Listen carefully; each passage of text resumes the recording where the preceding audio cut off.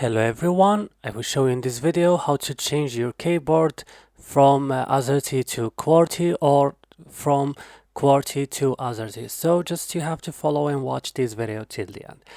First, open window and open settings.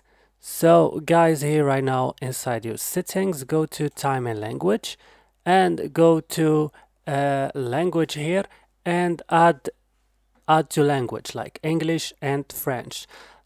So click add and click here add French. So when you add French and you have already English and another language, what you have to do now, just go and click here on the language. So for example, if it is English, so it means that our keyboard it's QWERTY. And if we switch it to French, it's going to change to Azerty, as you can see. So this is the best and the easiest solution.